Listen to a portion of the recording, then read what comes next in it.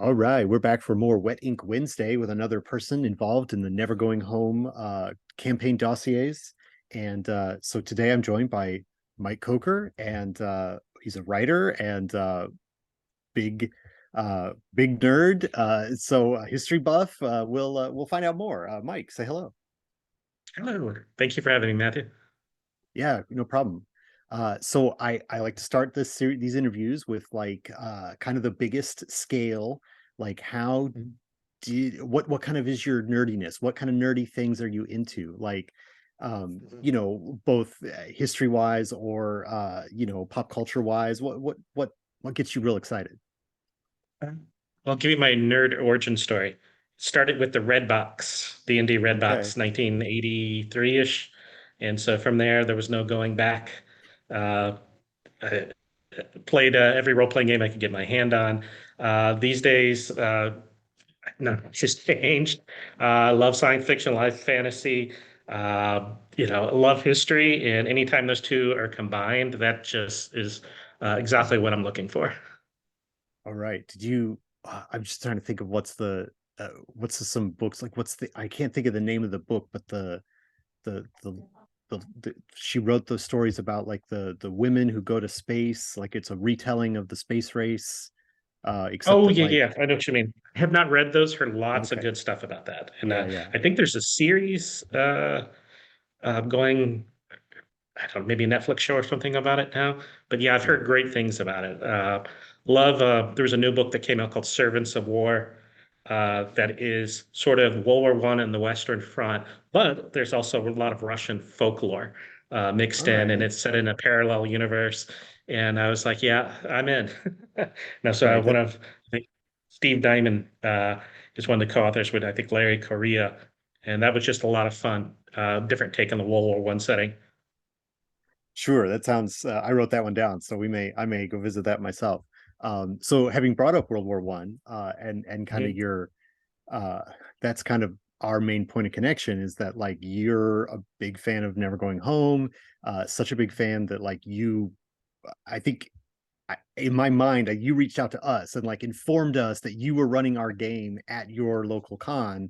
But Yeah. maybe there was another step in between. So, like, how did you come to No, you got it right. Actually, I bought the game, I think, off of Brandon at Sin City Con in Sharonville, near Cincinnati, and loved it. It was just immediately taken by like a whole new, fresh approach to role playing. Simplistic, story driven, but with the meat of that history. And it was so versatile.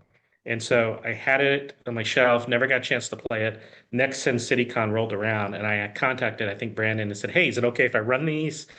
And he said, absolutely. And since then, I've run it at, Origins and a couple of Gen Cons, and I'm doing it again and run it in a couple little mini cons here. And it's been really cool because I've been watching, the number of people familiar with the game who own the game has increased a lot.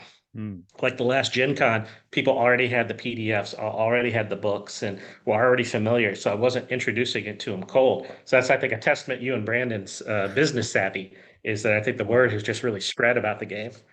We will not shut up about it. So that is part of our strategy. You're right, right. It's a good um, strategy. Yeah. Well, and I think it's not just us. I mean, we have like people that want to play it and want to put it out Mhm. there like you're doing. So it's thank you to you. It's not all us. Thanks. Yeah. Um uh so we I don't know how much arm twisting we had to do, but we've invited you to write an adventure for this current set of dossiers that are in process. I'll bug And you guys again about that. I think I kept pestering Brandon about, hey, I got an idea if you will let me in. And fates aligned, and I was able to write, and a great privilege for me to be featured in my current favorite game. And uh, so thank you guys for the opportunity. well, of course, we the people who have reached out to us most strongly. We get plenty of people saying like just a one sentence, oh, like the game or whatever, but like, Mhm. the people who come to the con and want to talk to us at the booth, and then Mhm. want to be running the game at conventions. Like they make themselves harder to ignore, right? And the first Sure. people that we want to reach out to, that if they want to contribute, become those people that we already know about, Right. that are coming and saying hi to us at the convention Mhm. scenes, or sending us the emails. So it was no stretch on our part. But Thank you. having mentioned the content, what tell us what your adventure is about, and like kind of Sure. high level, like, save the best bits for the book, but like what is your adventure about? It's called Aces of the Exosphere, and it is um, borderline science fiction, but with some horror mixed in, because it wouldn't be a never going home game without horror element thrown in. Sure. But um, long story short, I'm doing a capstone project for my master's degree focused on World War One aviation. And I thought it'd be really cool to have a mission where the players went up to the very edge of space to deal with a situation, of course, caused by the Whisperers, or excuse me, not the Whisperers, but the others, and have to deal with it. So I just thought that was fun, and it allowed me to kind of blend in my research with Never Going Home. Yeah, and you mentioned being a big science fiction fan from the beginning. I think, Mhm. I mean, the text of your adventure has so much pulp flavor to it. Like I'm sure there was not a mistake, but it just felt so much like, I mean, not quite a piece of fiction from the 20s, but like definitely sort of golden age of science fiction era sort of flavor to it. I mean, it's no spoiler to say it opens with like a narration by a scientist who's observed a strange phenomenon. I mean, Mhm. that's right out of something Asimov, or Gernsback or whatever would have been putting into that's a great way to start a pulpy science fiction story. So um That's a great compliment. I'm speaking about what I'm into for nerdiness. I love the pulp era. The red box D&D was one part of it. The other would be the giant size Conan book that they adapted Red Nails and Rogues in the House. That blew my mind when I was like 7 or 8 years old. And ever well, since then, that's I've been a huge Robert E. Howard. I was probably too young to read it, but yeah, I man, was I gonna say read it to seven's a little pieces. early for red nails. That's But holy cow, it blew my mind. It terrified me. But I've probably replaced it 3 or 4 times in my lifetime. And I got to write actually for the Conan RPG Modiphius did, and that was just awesome. I was typing a sentence and I said Conan, and I was like, man, I could die now. Awesome. So I love the pulp stuff. I love like the Shadow, any of those pulp Mhm. heroes. Yeah, so any science fiction from that era, any high adventure from that era, I'm definitely interested in. So that's a great compliment from you to say that. Well, I mean, it was evident in there. I mean, I'm a fan of all that stuff myself. Some of those stories you have to take with a grain of salt 100 years later, but it is Yeah. definitely nothing else is that flavor except that 1920s stuff. Mhm. So I will say that the book that this is going to be in is we're calling From Beyond the Veil, which we've decided to be like it could, we'll let it get a little stranger than some of the Mhm. others adventures that we've done before. So it's not as organized as like it's a dossier that takes place on a certain Mhm. front. It's a little bit more extreme, and in that spirit, I thought that the this whole pitch of like, what if they're going up into the atmosphere, and Mhm. you've got a fighting machine, not a fighting machine, but a flying machine that is made of whispers and cobbled together, and it's more extreme than we've done, but it's fitting for this sort of more pulpy, more extreme version of Never Going Home. So again, you're uh fulfilling the brief as asked for, right? Awesome. Absolutely, certainly. Uh, Great. So you mentioned your capstone project, and I do want to ask you about that as well, because Mhm. you put it out in the world in podcast form, and I listened to it. Mhm. So tell everybody what that is, and then I want to hear about like the creation of the project, and like pulling that Sure. material together, and like what else exists. Okay. about it. Yeah, so I'm a student, graduate student at Northern Kentucky University and working on my master's of public history.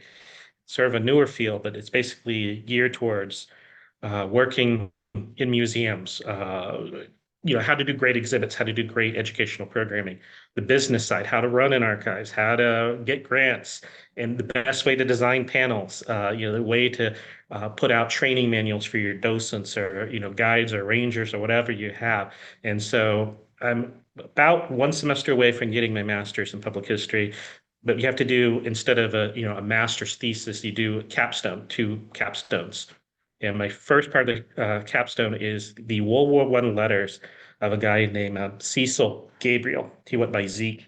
And I was so fortunate. I bought these letters on eBay. There's hundreds of letters. They arrived to me in a shoebox filled with disgusting insect droppings and Oh cobwebs and man. everything. They had been rescued out of a dumpster by a picker, somebody that was obviously, just, grab stuff and then would sell it to the auction house. And started cleaning up the letters and putting them in sleeves. And I actually found the grandson of the person who was writing the letters, Zeke's grandson, Daniel Gabriel. And the letters not only are from his grandfather, but also from the woman who would become his grandmother. And these two just had a just incredible sense of humor. It's great slice of life stuff. And he's not in the trenches. He's not, going over the top. He's a mechanic on the biplanes of World War One, and he goes over with the AEF in 1917, and he's talking about life behind the lines. Even though he does go to the lines to like help repair planes or, as they're advancing, he's definitely up there near the dangerous parts. And I did a podcast on those two, but my capstone is actually going to be at the Visitor Center in Parkersburg, West Virginia. Parkersburg, West Virginia is where these two were from. And they're just opening a new visitor center. And so my capstone is these museum panels about, it's called they call us the Flying Circus, two West Virginians in the Great War. And that comes from a line in the letter that says they call the Air Force the Flying Circus. And that was sort of a name that the Germans would adopt too with their Air Force. But there's going to be these museum panels on display at the Visitor Center in Parkersburg. And so, I've been just knee deep in books about World War One aviation and trying to find what I can about mechanics. And so, as I said, that was definitely simmering there when I saw uh, the Beyond the Veil dossier coming out. And so, yeah, so that's my capstone. Part two, I'm hoping to actually publish these letters, properly annotate them, and Yeah. get them out there. And the grandson could not be happier. He's just been so gracious and so accommodating. And, I've got my backpack, some more things that they've sent me from the family. And so, we're hoping just to tell his grandparents' story, two ordinary people caught up in this and crazy, turbulent time of American history. Sure.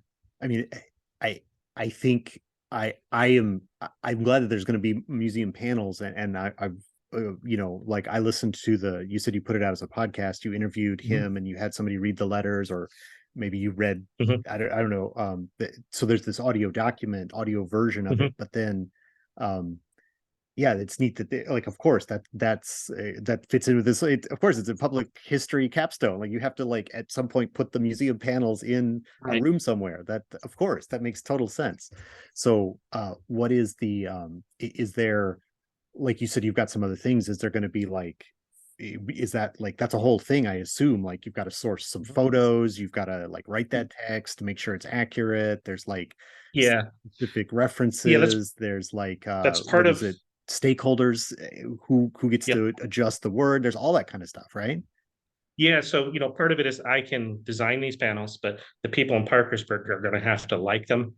So they're a stakeholder in the sense that they want it to accurately reflect what they're trying to do at the visitor center. So it has to be accessible to whoever walks through their door. So yeah, I'm even to the fonts, to the pictures that I use, and I've actually collected some artifacts. Cecil Gabriel was a mechanic in the 147th Aero Corps, and I actually found a mail bag from the 147th Air Corps. Again, eBay, my friend, there was one out there. And so I've got an original World War One mail bag, dispatch bag. with the 147th station stamped on it. And I can't say that those letters back and forth were in that mailbag, but it's possible, and I think Sure. that's just a great 3D thing to say. These letters were being carried across the battlefields of France, in this bag possibly. So, Wow, that's really neat. And yeah, mhm. I don't know, putting it all together, that it'll be a really cool thing. So I definitely I will hope ask so. you at Yeah, the end for where can people listen to the work you've already done. We'll get that at the sure. end. Um, Mhm. so I think uh is there anything else you'd want to say about the project or anything like that? Or you said enough. I want to give you as much time to shout out your own work as Well, you thank you. want. Yeah, no, I'm thrilled that I'll talk about it. I'm hoping that when I finish my master's here, that I'll be able to moving to teaching in some capacity. I would love to be able to offer courses on World War One.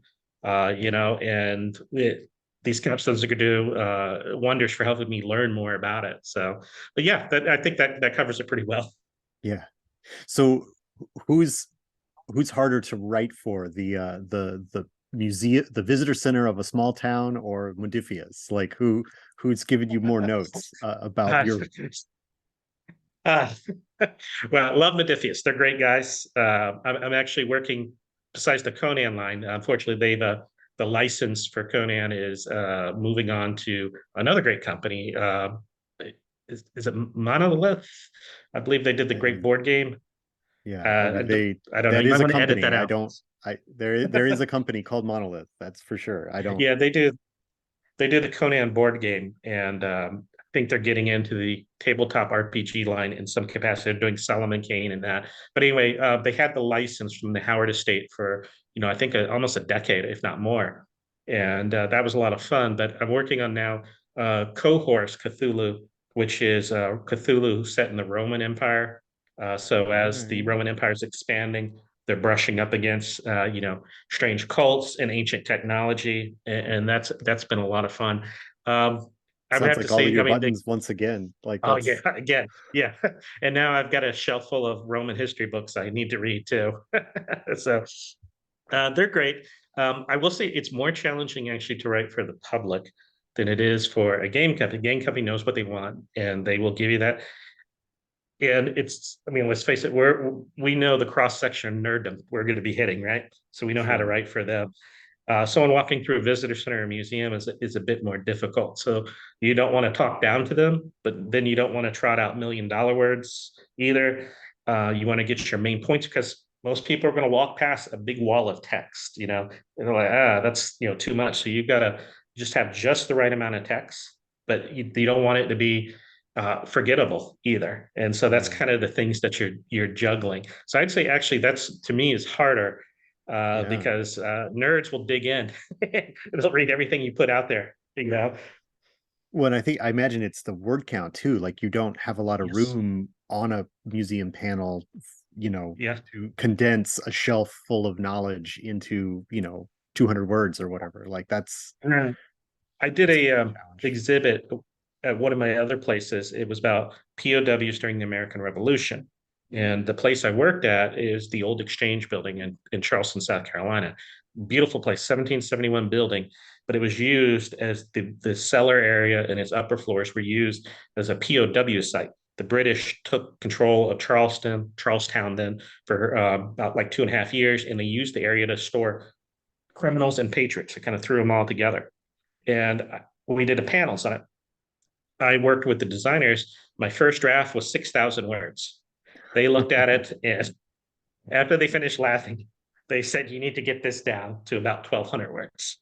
And so, and even then, that was sort of pushing it to give you an idea of I thought it was distilling it down, but even further, you only Right. want like a few hundred words on these panels, but you want it to click with somebody and you want it to have some substance.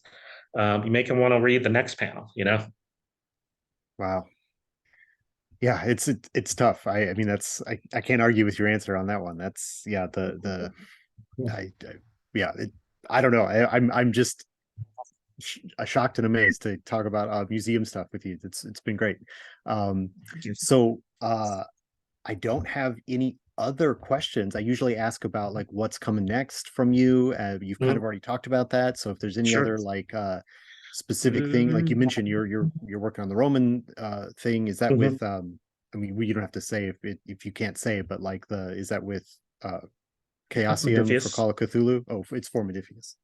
Okay. Yeah, it's for Modiphius, part of their 2D20 system, their line. And I think they're going to what I wrote for was definitely tabletop, but I think they're going to have a kind of a skirmish line that goes with it too.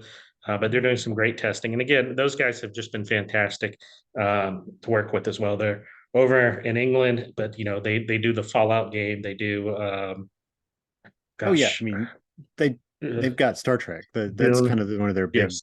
the Star Trek Adventures is one of their Yeah. big things. But they're do the Yeah. yeah, Dune Fallout and and Star Trek Adventures. Yeah. They're right. And also, yeah, I kind of have a fan site. Not only do I do the fan site for Never Going Home, the unofficial fan group. So join that.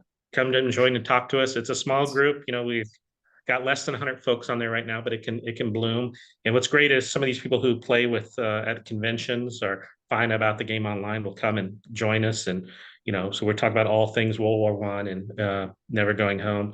But also, yeah, I manage the Actoon Cthulhu unofficial uh, game as well, the fan page as well for that. So again, World War II history. So yeah, so I probably repeat myself in there. You can see my definite preference.